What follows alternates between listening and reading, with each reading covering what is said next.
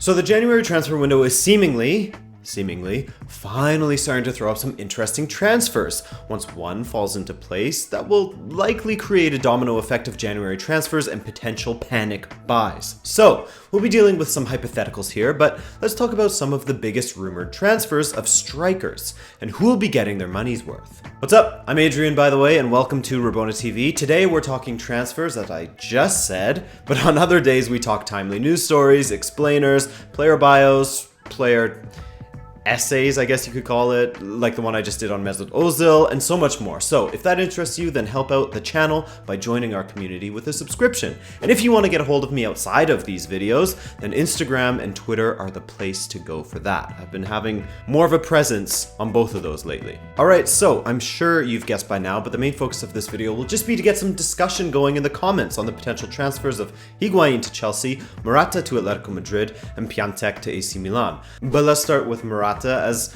I sort of thought that his move to Chelsea was doomed from the start. In fact, let's hop in the Wayback Machine. Of course, they snatched Morata from Real Madrid. He hasn't made an impact for them yet in their preseason matches. Again, take that for a grain of salt. However, his playing style versus Chelsea's playing style, I do have some doubts as to how he will fit into their system. I did a really bad job of articulating, but I just had this bad feeling about him going to Chelsea. But now we've learned something extremely apparent about Álvaro Morata, beyond just his playing styles, etc. What's going on between the ears here, in the old brain? Before he arrived, it was questions of playing style for me and whether he could fit in at Chelsea, but now it's all the mental game. Without being too harsh, it's clear that Morata is extremely fragile mentally, and that he isn't one of those players that even when they're a bit off mentally, can show up and poke a goal in. You know, they always talk about confident strikers, and some strikers are still able to score when they're not confident, but with him, whew, it's rough. I mean, it was difficult enough for him with his terrible judgment in always being offside, but you add to the fact his weak state of mind, and you have howler after howler and impotent performance after impotent performance. The match against Nottingham was hard to watch, and I know you're saying, but Adrian, he scored a brace there, which is absolutely true, my friend. He did score a brace there, but he also missed some howlers, was offside for incredible chances, etc. An encapsulation of his time at Chelsea, basically. And the most telling aspect, he stormed down the tunnel after being subbed. To me, it looked like a guy who wanted to escape the eyes and jibes of the crowd, a guy who thought, this whole crowd has turned on me. They're laughing at me, and just fled from battle. At Chelsea, this was his first time being the main man. Well, the intention of him being one. People thought that he was ready to shine as the number one guy after putting up some great performances as the number one guy of the second string team at Real Madrid. Now, it has to be called into question as to whether he can be the number one guy. Sure, maybe he was a little bit cursed at Chelsea, as it hasn't exactly been a haven for strikers over the years, bar a few successes along the way, and it was always going to be against him when far more proven strikers such as Shevchenko, to an extent Torres, Crespo, etc. have struggled for the blue side of London. And so with Morata being left out of 5 of the last 7 Premier League matches for Chelsea, the writing is seemingly on the wall for him, with his next place to play rumored to be Atletico Madrid. A return to Spain, a return to more familiar playing style, but will it be a return to form for him? I'm not so sure about that. We'll have to see how it plays out, but I don't think it's a guarantee that he'll start banging them in, just as it's not a guarantee that he'll be the bona fide starter at Atletico. I think he'll get ahead of Kalinic though. One thing's for certain, the games will be played to more of his speed, but like I said, there's no guarantee that he'll be a success. Is his heart set on being the main man? Still, surely it is. But is he even capable of that? We have zero evidence from his career that he will be. Never the main man at Real Madrid, despite putting up some good numbers in his final season. He was never the main man at Juventus either. In fact, over 50% of his appearances were made up of him coming off of the bench. When he was the main man at Chelsea, he started well, but faded quickly and then became the number 2 to Olivier Giroud at times, and later to an out-of-position Eden Hazard. I think he'll score goals at Atletico. I don't know how many, as that's all dependent on whether he still enters the pitch full of fear, but he should be a decent replacement for Diego Costa, who has been out since the beginning of December now with foot surgery, and is certainly an upgrade on Niko Kalinic, in my opinion. That dude's a bum. But what are your thoughts? Where did it go wrong for Morata? Do you think he'll be a success at Atletico? Do you think he'll ever be a bona fide starting striker? Or Will he shine brightest as the number 2? Hey man, Solskjaer made an entire career on that. Ain't nothing wrong with that. He has the respect from the people. Now, the man coming to take Morata's place, apparently guys, remember these are hypotheticals as nothing's confirmed yet, is Gonzalo Higuain. Now, first of all, if the deal turns out to be exactly what it's rumored to be, then I give a big round of applause to Marina Granovskaya. Why? Well, first off, the deal is rumored to be an initial 6-month loan for Higuain, which at that point, Chelsea can choose to make the move permanent or extend the loan further for the 2019-2020 season. Oh my God, 2020 season. Where has the century gone? And if they like him after that season, then they can make it permanent from there. Now that, my friends, is an extremely low-risk signing that doesn't lock Chelsea into a relationship with Higuain should he come to London and fail. And there's always a chance of that. It can't be ignored. Though they will have to shoulder his massive wages. But still, no transfer fee up front is a good start. So what are they getting for their money? Their wage money, I should say. A striker who has divided opinions throughout his career. Pretty much, I mean, barring his time when he was at Napoli. At Napoli under Maurizio Sarri. That was easily the apex of Higuain's career, leading to Juventus spending an insane amount of money, only around 30 million less than they paid for Cristiano Ronaldo to bring him to Turin. Now, did Juve get their money's worth out of Higuain?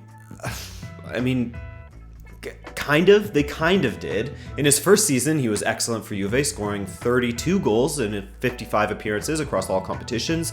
In his second season, the 2017-18 season, aka last season, he had a much worse return with 23 goals from 50 appearances. Flash forward to Ronaldo's arrival, and Higuain was sent on loan to AC Milan as makeweight for Bonucci to head back to Juve. His time at Milan has been, or was, forgettable. 8 goals and 2 assists across 22 appearances, so he's been involved in 10 goals in 22. Not great, not awful, but he's also not really to blame for it. Ask any Milan fan and they'll tell you that Higuain has had almost zero service, as Milan basically only boasts Suso as someone who can competently set up his teammates. Milan in general is struggling. Higuain at times hasn't helped himself, but his low numbers and output isn't entirely on him. Yeah, he's blown some chances as well, but still, it's not all him. Will he have more opportunities at Chelsea? Certainly. With guys like Hazard, Pedro, Alonso, Azpilicueta, etc. out there, he won't be hurting for service or opportunities. The one thing that worries me, however, is his finishing. It has been trending in the wrong direction from last season onwards, and he's been known to blow some sitters as well throughout his career. He was very polarizing at Real Madrid and continues to be for Argentina. The only place I think that it was like everybody loved him for sure was at Napoli, and now they hate that dude. That said, I do think that he will be an upgrade on Morata. You know, he'll finish some opportunities that Morata would have blown, but assuming that he'll be back to his blistering 38 goals per season form he was in when he was last under Sarri, I think is a stretch. He's 31 now. As I said, his form is trending in the wrong direction, and the assumption that you can put him in the Sarri system with 10 completely different players than were at Napoli and think he'll pick up where he left off is a bit naive to me. Like, it could happen, sure, but to assume that it will happen just because he's playing under Sarri again, I don't know. So if the specifics of that deal are in reality what they have been rumored to be, then I applaud the signing, and I think that Chelsea will have come out on the other side with an improved attack. Do I think he'll be like Napoli Higuain though? No. And we don't know how he'll react to playing in the Premier League in the first place. The pace and physicality there are going to be something for him to really adjust to. And finally, just a quick word on Krzysztof Piątek going from Genoa to AC Milan to replace Higuain. Apparently, this is the deal that's holding back the unveilings of Higuain and Morata, as everybody wants to make sure they have a replacement before they let their players go. That's smart, that's responsible, I vibe with that. But let's get it going, guys, come on. From the start, Genoa president Enrico Preziosi made no secret that he thought Krzysztof Piątek would make a decent investment for Genoa, as he signed him for 4.5 million euros despite only watching a few videos on the player on YouTube.